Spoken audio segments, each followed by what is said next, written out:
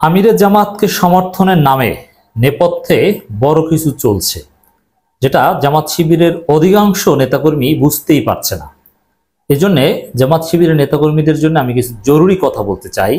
পর্দার অন্তরালে আমিরে জামাতের প্রশংসার নামে, জামাত ইসলামীকে সমর্থন দেওয়ার নামে, জামাত ইসলামীকে কমপক্ষে এক মেয়াদে ক্ষমতায় আনা উচিত এরকম সমর্থনের নামে কার্যত গভীর ষড়যন্ত্র চলছে। এবং এই জামাতের বিরুদ্ধে ষড়যন্ত্রে আন্তর্জাতিক শক্তি জড়িত বলে আমি মনে করি। দর্শক, খুবই সিগনিফিক্যান্ট একটা ঘটনা ঘটেছে। জামাত শিবিরের লোকজন তো খুশিতে খুশি, কিন্তু আসলে এটা তাদের একটা বড় বাঁশ দেওয়ার বন্দোবস্ত হচ্ছে।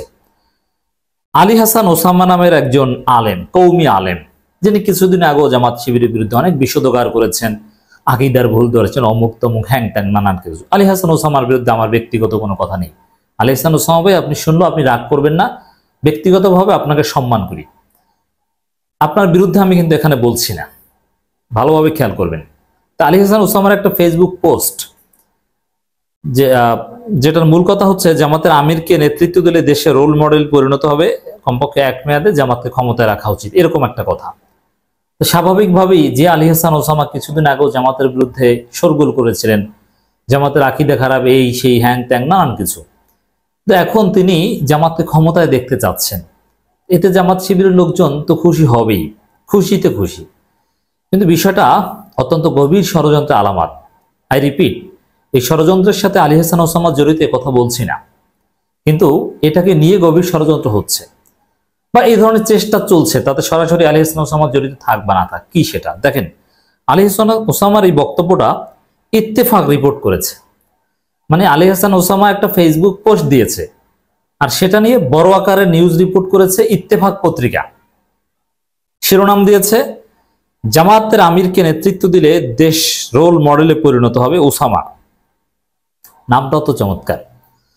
দেখেন দর্শক, আলী হাসান ওসামা এমন কে যে তিনি ফেসবুকে পোস্ট দেবেন আর সেই পোস্ট নিয়ে গণমাধ্যমে রিপোর্ট হবে, তাও আবার জামাত ইসলামীকে নিয়ে, তাও আবার জামাতকে ক্ষমতায় দেয়া নিয়ে, ক্ষমতা দেওয়া উচিত এটা নিয়ে।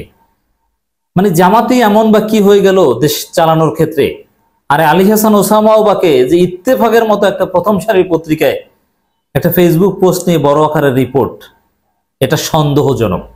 এটাকে সহজভাবে নিয়েন না, এটাকে আপনাদের পক্ষে প্রচারণা এভাবে নিলে ভুল করবেন। সরল মনা হয়ে রাজনীতি করা যায় না। দেখেন, বাংলাদেশে ফেসবুক সেলিব্রিটিদের মধ্যে মিজানুর রহমান আজহারি ফেসবুকে কিছু লেখলে সেটা নিয়ে বিভিন্ন পত্রিকা রিপোর্ট করে, তাও প্রথম সারি গণমাধ্যম নয়। যেমন মিজানুর রহমান আজহারি ফেসবুক পোস্ট নিয়ে আমি দেখিনি ডেইলি স্টার, প্রথম আলো, ইত্তেফাক, এই ইত্তেফাক কখনো আজহারের ফেসবুক পোস্ট নিয়ে রিপোর্ট করেছে বলে আমার জানা নেই, হতে পারে। কিন্তু নয় দিগন্ত কিংবা কালবেলা বা জাগো নিউজ 24 বা ঢাকা পোস্ট, এরকম কিছু অনলাইন পোর্টাল বা সস্তা পত্রিকা, এরা আজহারিদের বা এই টাইপের কিছু লোকের ফেসবুক পোস্টকে নিউজ রিপোর্ট হিসাবে প্রচার করে। কিন্তু প্রথম সারির মিডিয়াগুলোর এগুলো হওয়ার কথা নয়, বা এটার প্রয়োজনীয়তাও নেই যে একজন একটা ফেসবুক পোস্ট দিবে, সেটা যে বিষয় হোক না কেন। আর বিষয়টা যদি হয় আরো বেশি শ্যালো, তাহলে সেটা গণমাধ্যমে রিপোর্ট আকারে আনা নিঃসন্দেহে ভিন্ন কোনো মোটিভ আছে। তো ইত্তেফাককে সস্তা পত্রিকা ভাবলে ভুল হবে। এই ইত্তেফাক সেকেন্ডে সেকেন্ডে নিউজ পোস্ট করে না, খুব কম নিউজ পোস্ট করে। তো সেখানে আলী হাসান ওসামা নামের কোথাকার কি একজন অখ্যাত ব্যক্তি, যাকে এখন পর্যন্ত এদেশের মানুষ ঠিকমতো চেনে না, ওয়াজের মাহফিলে অত জনপ্রিয়তাও নেই, ওই জামাত শিবিরের সমালোচনা করে একটু লাইমলাইটে, এছাড়া কিছু না। জাতীয়ভাবে আলোচনা, যেমন ইনায়েতুল্লাহ আব্বাসী জাতীয়ভাবে ব্যাপকভাবে আলোচিত, আলী হাসান ওসামা এরকম কিছু না যার বক্তব্য নিয়ে ফেসবুক পোস্ট নিয়ে আলাদাভাবে নিউজ রিপোর্ট হবে। মানে এটা খুবই সন্দেহজনক একটা বিষয়। এই সন্দেহের উদ্বেগটা হয়েছে আলী হাসান ওসামার ফেসবুক পোস্টের একটা গুরুত্বপূর্ণ লাইনের মাধ্যমে। সেখানে আলী হাসান ওসামা কি বলছেন একটু আপনাদেরকে শোনাই, তাহলে বুঝবেন এটাকে আমি কেন কনস্পাইরেসি থিওরিতে ব্যাখ্যা করছি। এক মেয়াদে দেশের নেতৃত্ব বাংলাদেশ জামাত ইসলামের আমির ডাক্তার শফিকুর রহমানের হাতে থাকলে সারা দুনিয়ার জন্য দেশ রোল মডেলে পরিণত হবে। না, এটা আমিও মনে করি না, এটা জামাত ইসলামীও মনে করে না, আমিরের জামাতও মনে করে না। আমিরের জামাত বা জামাত ইসলামী এককভাবে ক্ষমতা আসতেও চায় না, এরকম কোনো পরিকল্পনা নেই। এমনকি আপনাদের অবগতির জন্য জানাচ্ছি, জামাত ইসলামী যদি এককভাবে ক্ষমতা আসে, জামাত বলে দিয়েছে তার এককভাবে ক্ষমতা আসার চেষ্টা করবে না, আসবে না, এককভাবে সরকার গঠন করবে না, তারা সবাইকে সাথে নিয়ে একটা জাতীয় সরকার গঠন করবে। এটা হচ্ছে জামাতের স্পষ্ট ঘোষণা। অতএব জামাত এককভাবে ক্ষমতায় আসতে জামাত নিজেরাই চায় না, আর সেটা সম্ভব না, এত বড় দল জামাত হয়নি। আর যদি হয়েও থাকে, ধরে নিলাম হলো কোনো না কোনো ভাবে, বা বিরোধী দলীয় একটা ঐক্যের মাধ্যমে ক্ষমতায় আসলো, ডাক্তার শফিকুর রহমান প্রধানমন্ত্রী হতে চান না, আপনাদেরকে আমি জানিয়ে দিলাম। এবং বাংলাদেশে এই সিস্টেম হবে, যিনি দলের প্রধান থাকবেন তিনি প্রধানমন্ত্রী হতে পারবেন না। যেমন ভারতে দলের প্রধান এবং প্রধানমন্ত্রী এক ব্যক্তি নন, এরকম দলের প্রধান যিনি হবেন তিনি প্রধানমন্ত্রী হবেন না, যিনি দলের প্রধান তিনি প্রধানমন্ত্রী, মানে বিষয়টা এরকম হবে না। এই সিস্টেম করা হবে বাংলাদেশে, এটা নিয়ে কাজ চলছে। অতএব জামাত ইসলামী ক্ষমতা আসলেও ডাক্তার শফিকুর রহমান প্রধানমন্ত্রী হবেন সেই সম্ভাবনা খুব কম। জামাতের পক্ষ থেকে অন্য কেউ প্রধানমন্ত্রী হবেন, ডাক্তার শফিকুর রহমান জামাতের আমির হিসেবে থাকবেন। অতএব যেটা জামাত নিজেরাই চায় না, বা আমিরে জামাত নিজেই চান না, বা এরকম কোনো পরিকল্পনা নাই, সেটা আলী হাসান ওসামা চান। এটা তিনি চাইতে পারেন, তার চাওয়ার প্রতি আমার শ্রদ্ধা, একজন নাগরিক হিসেবে তিনি প্রত্যাশা করতে পারেন, কিন্তু সেটা নিউজ রিপোর্ট হওয়াটা আমাদের কাছে সন্দেহের জন্য। আর সেটা হলেই যে সারা দুনিয়ার জন্য দেশ রোল মডেলে পরিণত হবে, মানে এটা একটু অতিরঞ্জিত হয়ে গেল। ইসলামিক বক্তা মুফতি আলী হাসান ওসামা, অথচ এই আলী হাসান ওসামাকে কিন্তু এই টাইপের পত্রিকা একসময় সরাসরি জঙ্গি বলতো, বা তাকে নিয়ে যে রিপোর্ট যা দেখা যায় জঙ্গি বলা হতো। আমি বলছি না তিনি জঙ্গি। 30 আগস্ট তার সামাজিক যোগাযোগ মাধ্যম ফেসবুকে পোস্টে কথা বলেন। ওসামা বলেন, দেশীয় ও আন্তর্জাতিক মিডিয়াগুলো যেভাবে ডাক্তার শফিকুর রহমান সাহেবকে নিয়ে মুগ্ধতা ছড়াচ্ছে তা পুরোই বেনজির। দেখেন, কোন একটা মিডিয়া সাময়িক সময়ের জন্য, একেবারেই সাময়িক সময়ের জন্য একটু মুগ্ধতা ছড়াচ্ছে, এটা কারো ক্ষমতায় আসার মানদণ্ড কোনো বিচক্ষণ লোকের কাছে হতে পারে না।